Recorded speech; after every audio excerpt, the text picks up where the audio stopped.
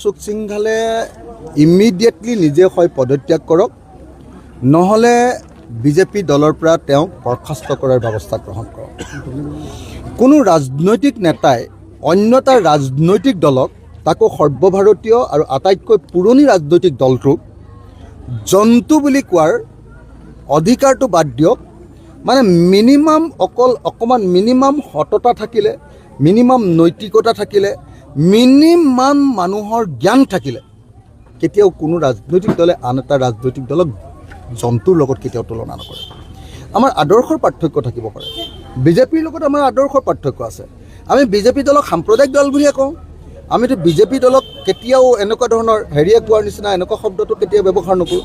সেইকাৰণে মই ভাবোঁ যে অশোক সিংঘালক অনতিবিলম্বে বিজেপি দলৰ পৰা বৰখাস্ত কৰিব লাগে, অসম মন্ত্ৰীসভাৰ পৰা তেওঁক বৰখাস্ত কৰিব লাগে, আৰু যদি নকৰে তেতিয়াহ'লে মই ভাবোঁ যে কংগ্ৰেছ দলে সমগ্ৰ ৰাজ্যত যদি প্ৰতিবাদ সাব্যস্ত কৰি কংগ্ৰেছ দলৰ প্ৰতি যি অপমান কৰিছে সেই অপমানৰ বিৰুদ্ধে মানে তেওঁলোকে পুতক তোলাৰ ব্যৱস্থা গ্ৰহণ কৰিব লাগে।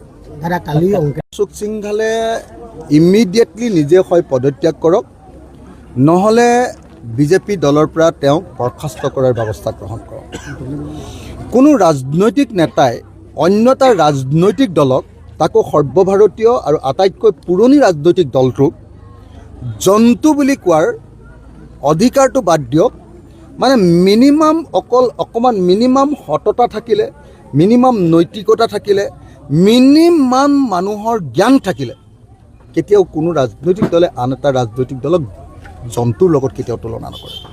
আমাৰ আদৰ্শৰ পাৰ্থক্য থাকিব পাৰে, বিজেপিৰ লগত আমাৰ আদৰ্শৰ পাৰ্থক্য আছে। আমি বিজেপি দলক সাম্প্ৰদায়িক দল বুলিয়ে কওঁ। আমিতো বিজেপি দলক কেতিয়াও এনেকুৱা ধৰণৰ হেৰিয়ে কোৱাৰ নিচিনা এনেকুৱা শব্দটো কেতিয়াও ব্যৱহাৰ নকৰোঁ। সেইকাৰণে মই ভাবোঁ যে অশোক সিংঘালক অনতিবিলম্বে বিজেপি দলৰ পৰা বৰখাস্ত কৰিব লাগে, অসম মন্ত্ৰীসভাৰ পৰা তেওঁক বৰখাস্ত কৰিব লাগে, আৰু যদি নকৰে তেতিয়াহ'লে মই ভাবোঁ যে কংগ্ৰেছ দলে সমগ্ৰ ৰাজ্যত যদি প্ৰতিবাদ সাব্যস্ত কৰি কংগ্ৰেছ দলৰ প্ৰতি যি অপমান কৰিছে সেই অপমানৰ বিৰুদ্ধে মানে তেওঁলোকে পুতক তোলাৰ ব্যৱস্থা গ্ৰহণ কৰিব লাগে। অশোক সিংঘালে ইমিডিয়েটলি নিজে হয় পদত্যাগ কৰক, নহ'লে বিজেপি দলৰ পৰা তেওঁক বৰখাস্ত কৰাৰ ব্যৱস্থা গ্ৰহণ কৰক।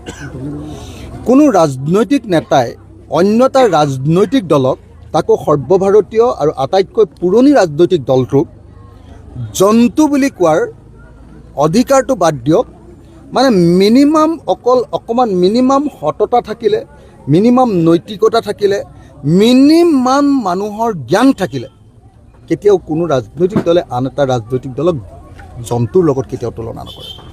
আমাৰ আদৰ্শৰ পাৰ্থক্য থাকিব পাৰে, বিজেপিৰ লগত আমাৰ আদৰ্শৰ পাৰ্থক্য আছে। আমি বিজেপি দলক সাম্প্ৰদায়িক দল বুলিয়ে কওঁ। আমিতো বিজেপি দলক কেতিয়াও এনেকুৱা ধৰণৰ হেৰিয়ে কোৱাৰ নিচিনা এনেকুৱা শব্দটো কেতিয়াও ব্যৱহাৰ নকৰোঁ।